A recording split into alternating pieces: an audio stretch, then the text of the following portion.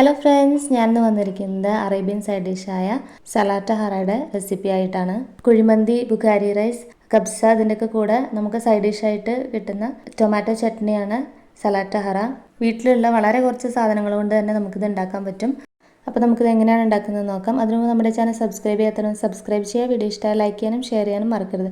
അപ്പോൾ എല്ലാവർക്കും സവിതാസ് ഫുഡ് കോർണറിലേക്ക് സ്വാഗതം.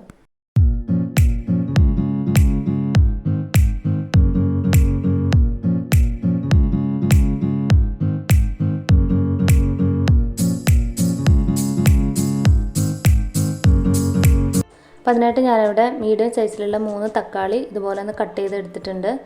അതിലേക്ക് 8 വെളുത്തുള്ളി അല്ലി ചേർത്ത് കൊടുക്കുന്നുണ്ട്. വലിയ അല്ലിയാണെങ്കിൽ കുറച്ച് ചേർത്ത് കൊടുത്താൽ മതി. പിന്നെ അതിലേക്ക് ചേർക്കുന്നത് പച്ചമുളകാണ്. ഒരു പച്ചമുളകാണ് ഞാൻ ചേർത്ത് കൊടുത്തിട്ടുള്ളത്. അപ്പോൾ ഇതിനു മുമ്പ് നമ്മൾ ബുഖാരി റൈസും മയണൈസൊക്കെ ഇട്ടിട്ടുണ്ടായിരുന്നു. അപ്പോൾ അതിൻ്റെ വീഡിയോസൊക്കെ കാണാത്തവരൊക്കെ ഒന്ന് കണ്ടു നോക്കൂ കേട്ടോ. ബുഖാരി റൈസിൻ്റെ മയണൈസിൻ്റെയൊക്കെ റെസിപ്പി ഞാനിവിടെ ഡിസ്ക്രിപ്ഷനിൽ കൊടുക്കാം, ലിങ്ക് കൊടുത്തിടാം. കാണാത്തവരൊക്കെ ഒന്ന് കണ്ടു നോക്കൂ. ഇനി ഇതിലേക്ക് ഒരു സവാളയുടെ പകുതിയാണ് ചേർത്ത് കൊടുക്കുന്നത്. ഒരു മീഡിയം സൈസിലുള്ള സവാളയുടെ പകുതിയാണ് കേട്ടോ എടുത്തിട്ടുള്ളത്. ഇനി ഇതിലേക്ക് കുറച്ച് മല്ലിയില കൂടെ ചേർത്ത് കൊടുക്കുകയാണ്. അപ്പോൾ ഇത് വളരെ സിമ്പിളാണ് ഉണ്ടാക്കാനായിട്ട്, എല്ലാവരും ഉണ്ടാക്കി നോക്കണം കേട്ടോ. ഇനി ഇതിലേക്ക് കുറച്ച് നല്ല ജീരകത്തിൻ്റെ പൊടിയാണ്, ചെറിയ ജീരകത്തിൻ്റെ പൊടിയാണ് ചേർത്ത് കൊടുക്കുന്നത്. അതൊരു 1/4 ടീസ്പൂണോളം ചേർത്ത് കൊടുക്കുന്നുണ്ട്. ഇനി ഇതിലേക്ക് നാരങ്ങ നീരാണ് ചേർത്ത് കൊടുക്കുന്നത്. ഒരു വലിയ നാരങ്ങയുടെ പകുതി പിഴിഞ്ഞ് അത് ചേർത്ത് കൊടുക്കുകയാണ്.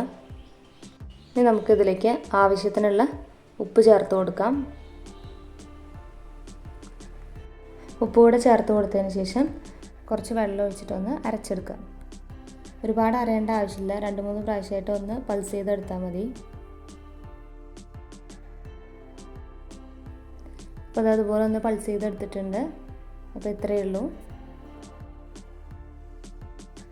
ഇനി ഇതിൽ വേറെ ഒന്നും ചെയ്യേണ്ട ആവശ്യമില്ല, നമുക്ക് ഇത്ര മതി. അപ്പോൾ നമ്മുടെ അറബിക് റൈസിൻ്റെ കൂടെ കഴിക്കുന്ന സലാറ്റ ഹറ ഇവിടെ റെഡി ആയിട്ടുണ്ട്.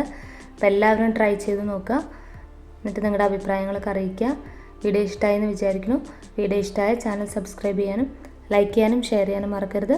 അടുത്ത നല്ലൊരു വീഡിയോ ആയിട്ട് വരുന്നവരേക്കും ബൈ ബൈ. Thank you.